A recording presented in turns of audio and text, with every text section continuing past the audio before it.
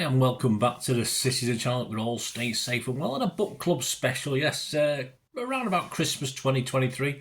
Of course, a gentleman called Noel Bayley, you probably know him. Bert Troutman's Helmet, of course, a famous old fanzine. He still does stuff online now and produces the odd worthy tome. Yes, of course, he brought this out to buy sometime before Christmas. You could go up and get it from him or order it online. And so it's a little book club special today on just one item in it, which I thought was interesting because it certainly interested me. And it was simply called A Worthy Journey Back in Time, which was put together by Steve Worthington with Noel Bayley, who actually went round Moss Side to mainly hostelries, old hostelries that were there, seeing what's happened to them and what they're doing now, of course, all these many, many years later. So I thought I'd share with you. This is part one. It'll be a couple of parts, this one. Of course, in part two, I'll also let you know where I used to get the old bevies, but not very exciting. But none of them are covered. None of them are covered in this little feature, so we'll have a look at that. So join me as we some memories, not just pubs, the odd other thing as well. So we'll join Noel and Steve as they take a trip back in time. Please, if you are new to the channel, push that subscribe button, push the bell notifications, everything City past like this and present, and well, as long as I can keep going anyway. So great to have you on board. Let us know your comments, your memories, of course, your pub. Where did you go? Did you swap and change like I tended to do? Just let us know. It'll be great to hear from you, and I will respond or give you a like. And if you can give us a like, and of course give Noel and Steve a like as well for this wonderful article, please do so. And I think these are sold out now, but if you ever get older one, it's a great thing, not just about the pubs, of course, or around Maine Road, but all the other stories in it about Maine Road as well. Fantastic stuff. Right, let's get on with this. So say this is part one. Join me for part two as well, but we'll start on this one. A worthy journey back in time. With a couple of friends in tow, I embarked on a nostalgic, if often surreal, pilgrimage to the scene of 80 years of triumph and disaster. Yeah, probably more disaster in our time. The close season usually leaves me with time on my hands, and so this is Steve Worthington. With time on my hands, and so with nothing better to do, on Saturday the 4th of August 2023, Noel Bayley, Bibby, and I met up for a stroll down memory lane, thus ending 2 decades of personal absence from Moss Side since City's departure from M14. The nearest I'd been to the old stadium was en route to Eastlands, driving up Princess Road, glancing mournfully over to the vacant airspace where the hallowed ground once towered in the distance. Back in the day, one of the best long-range fleeting views of Maine Road was to be had heading northwards into town just before reaching the now demolished bus depot, a place where I once woke up on my own on the top deck of 108, stirred only by the bloke who was washing the bus with an elongated brush. At 3 in the morning, I'd fallen asleep and gone all the way to Wythenshawe and back. I finally staggered off the bus and out the depot at the dead of night in a state of confused inebriation. We've all been there, mate. It's always been a comforting sight to see the distant city floodlights beaming down from the massive pylons that illuminated the green oasis, or in later days the top of the modern Kippax stand that dominated the Moss Side skyline. Of course, all evidence of Maine Road disappeared in 2004, and I'd never really had the heart to go back to take a look at the remnants. However, once the 20-year anniversary came along, we agreed it was appropriate time for a pilgrimage. Our journey back in time was made with personal trepidation. Would I feel sad, overwhelmed by the melancholy that would make me yearn for the past, wishing we'd never left Moss Side in search of new beginnings in the east? Would I feel elated, remembering the many times I skipped away from the old ground down the cobbled back alleys wearing a beaming smile with an inner glow that would keep me happy for days to come? Or would I feel ambivalent, recalling how the old ground had descended into an incongruous mix of disparate stands, witness to a succession of dour teams that had dulled the vivid colour painted in my boyhood memories by the hallowed triumvirate of Bayley and Somerby? Only time would tell. Well, this wasn't just a visit to the footprint of land that was once accommodated the Moss Side Mecca. One of the main priorities of our visit was to take a look at the state of play regarding the numerous old pubs and were once watering holes for the Maine Road masses, a dry crawl of the long-lost boozers that once quenched the parched thirsts of past and present City supporters. We started our tour outside what in previous life was the Whitworth pub. Appropriately located next to Whitworth Park, no longer a compact boozer but instead an upbeat cafe and community hub.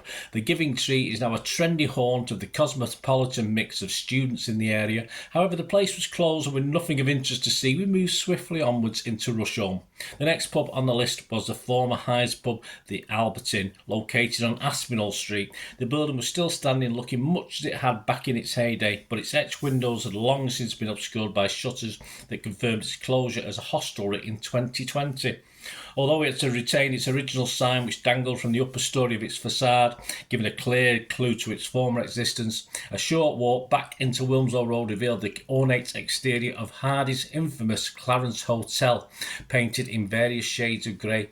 During its conversion into an Indian restaurant called Pasha, a fitting transformation on the Curry Mile, its arched windows weren't that far removed from the look of traditional Indian architecture.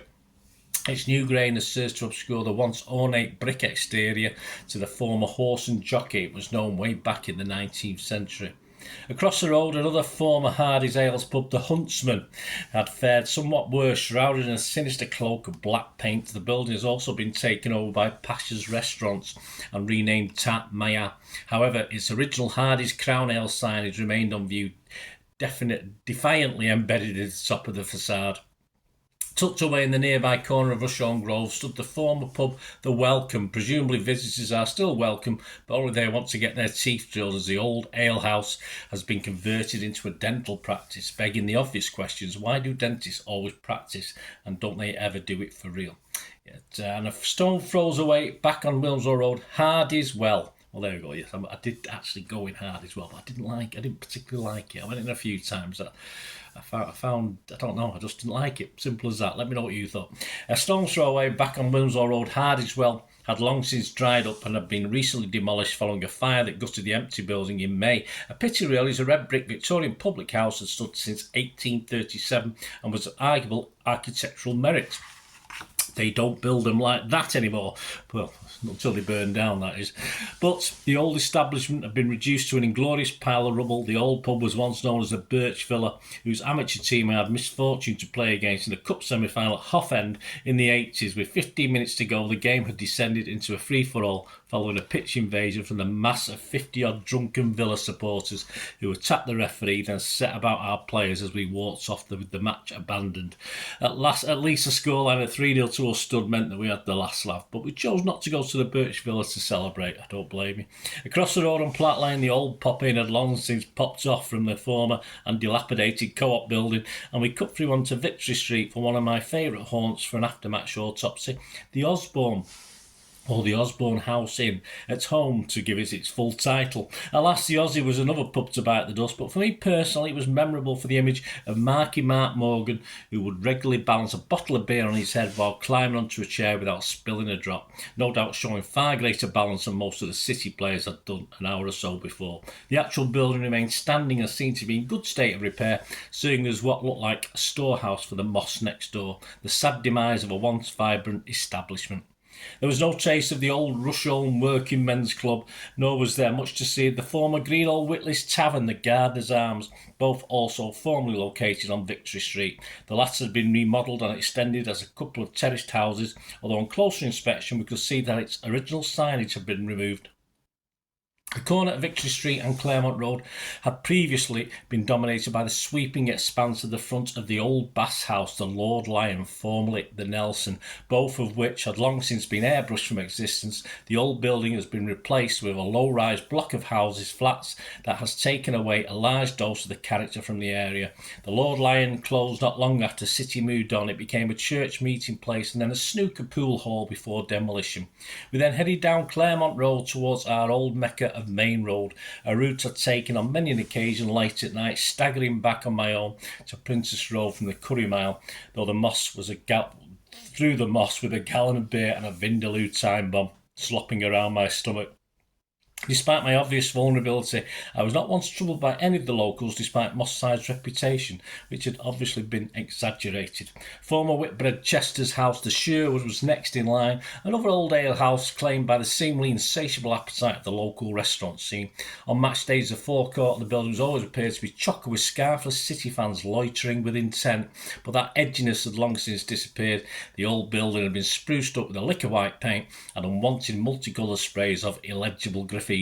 The Raiden restaurant bore little resemblance to its past life, but at least the building was still standing. There you go. There's the first few there. As I say, I'll be back with part 2 of that. I'll look at the old City Chippy as well. A bit of an argument about that one.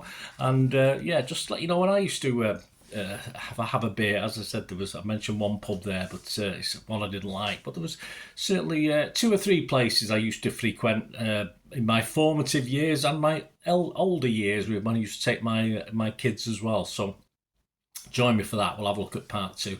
This little look back at